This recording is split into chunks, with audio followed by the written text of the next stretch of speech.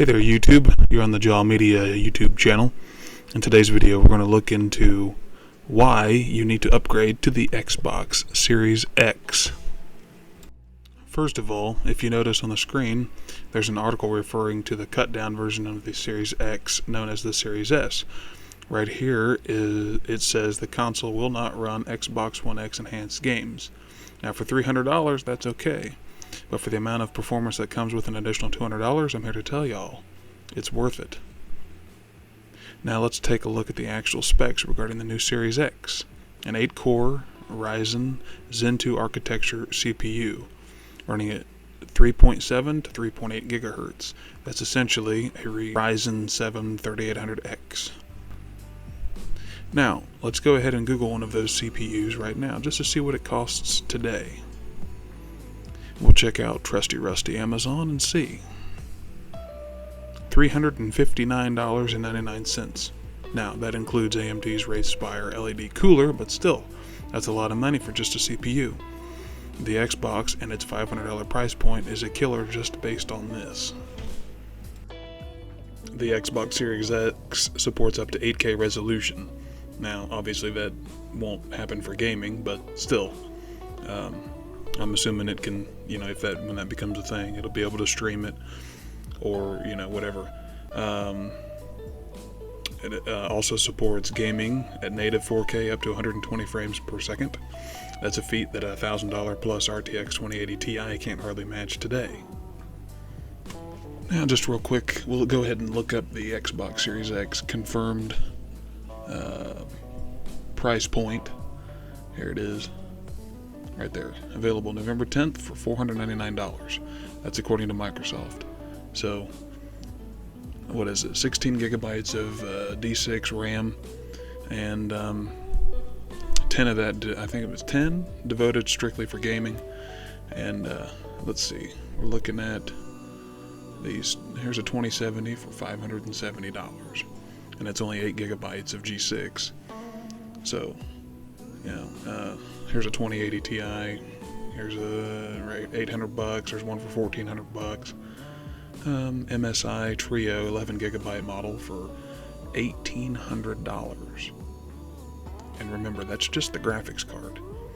So, I don't know. I may be speaking to a lot of just strictly console guys, but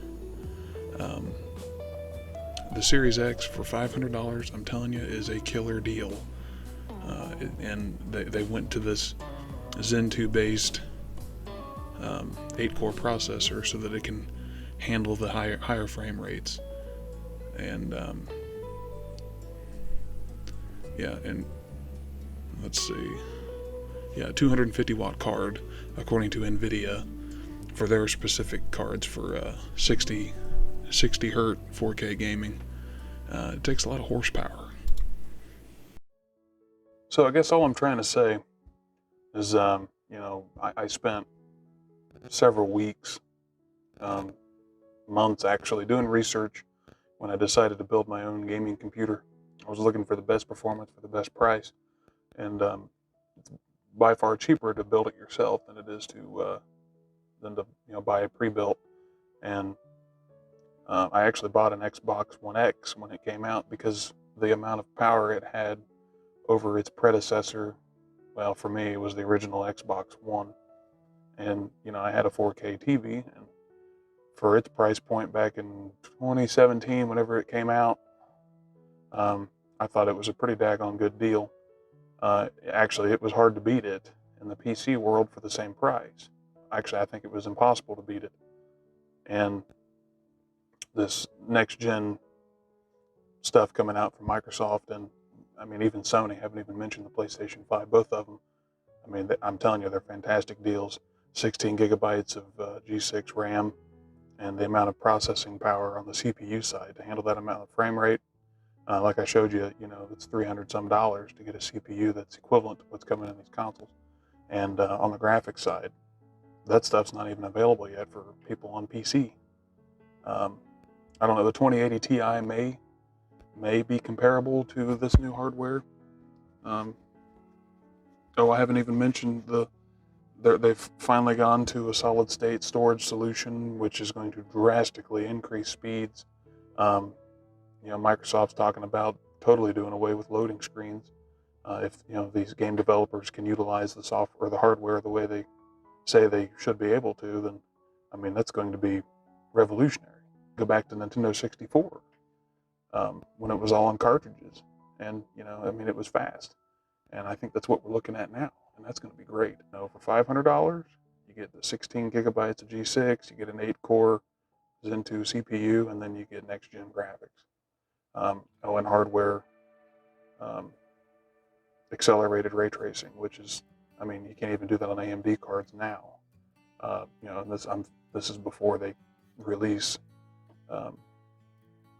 their next-gen stuff. So, my humble opinion, absolutely.